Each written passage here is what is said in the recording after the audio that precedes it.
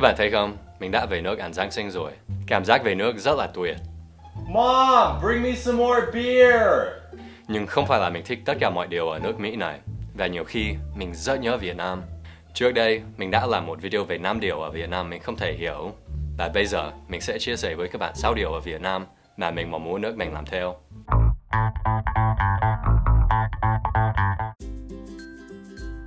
I hope you don't feel too uncomfortable talking about bathroom activities, because I want to tell you about something I really love. The bum gun. The bum gun? Yeah, it's the gun that you use to clean your bum off after doing your business on the toilet. Well, actually, it looks more like this, and instead of bullets, it has water. Of course, you don't only find it in Vietnam. They also have it in Thailand, Malaysia, and probably some other countries I've never been to. Nevertheless, a lot of Americans would be pretty weirded out if you suggested they use one. I'm supposed to use what on my what? I was a bit weirded out at first too, but once I got used to it, I was in love. It's such a quick, thorough, and comfortable way to clean yourself off. Prior to my first trip to Asia back in 2008, I had always thought the American way was the only sensible way. But now, it seems like such a torturous ordeal to me. Oh, the pain! I don't know if it's even possible to buy and install a bum gun here in America. I've tried my own solutions, but it's just not the same.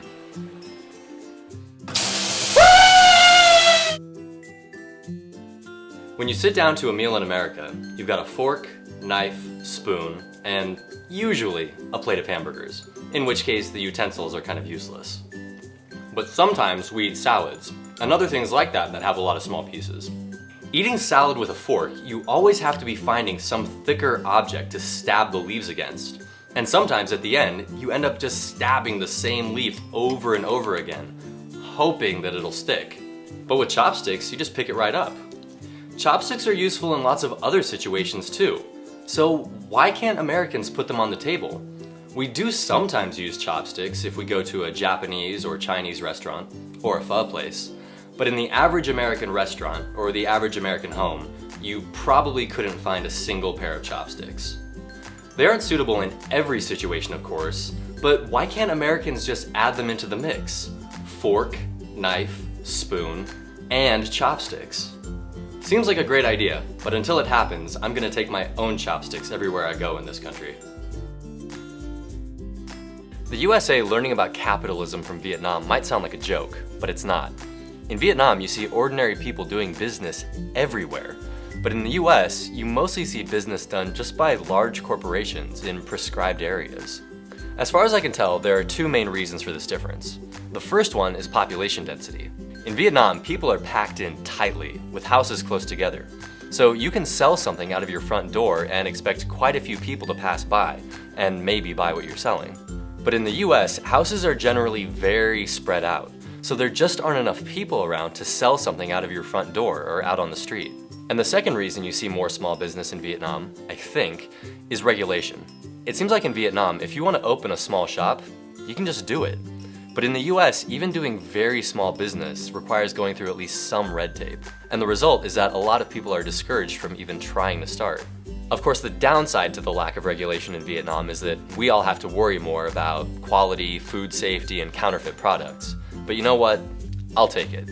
Any country that gives me the opportunity to sell my secondhand toothbrushes with a minimum of hassle, I support. A lot of my Western friends complain about service in Vietnam, or more specifically, Northern Vietnam. But I love it, and I can explain why in 2 words. Am I? You can't do that in America. Here, yelling something like, Hey you! or Excuse me! across a restaurant would result in everyone looking at you like a jackass.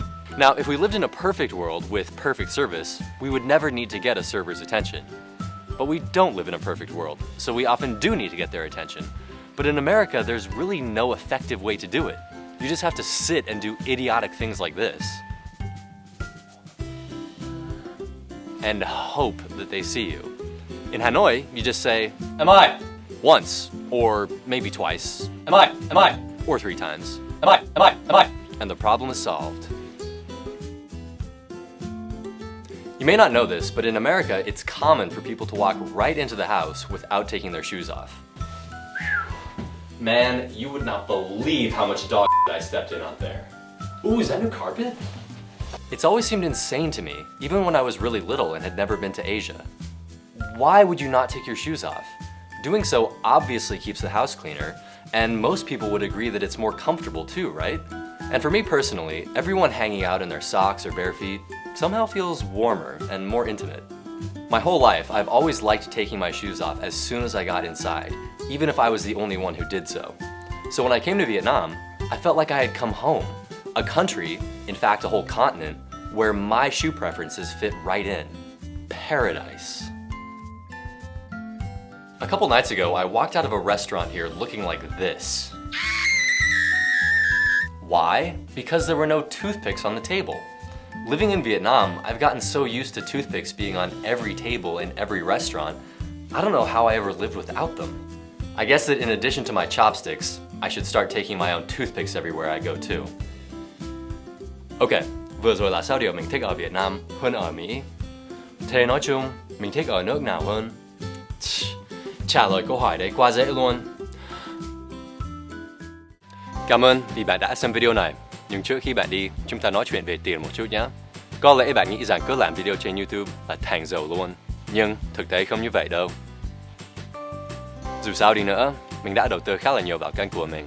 Máy ảnh mới này, micro này, chân này, phần mềm này và thật nhiều thời gian. Và mình muốn đầu tư nhiều hơn nữa. Bây giờ mình xin giới thiệu một cách mà bạn có thể ủng hộ kênh của mình. Mình vừa lập một trang cá nhân ở Patreon. Ở đấy, bạn có thể góp tiền tự động vào kênh của mình qua một hệ thống. Tức là mỗi lần mình ra video mới, thì phần tiền bạn góp sẽ tự động chuyển đến. $1, $2, bao nhiêu cũng được. Bạn có thể đặt giới hạn phần tiền tối đa mà bạn muốn góp vào một tháng. Và nếu mình không ra video nào, thì tiền của bạn vẫn còn nguyên.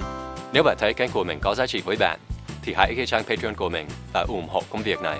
Thậm chí một số tiền rất nhỏ cũng có một ý nghĩa rất lớn. Và nếu bạn không thể góp phần, thì đừng lo, mình sẽ tiếp tục ra các video miễn phí này cho bạn xem. Thanks for watching guys, and thanks for the support.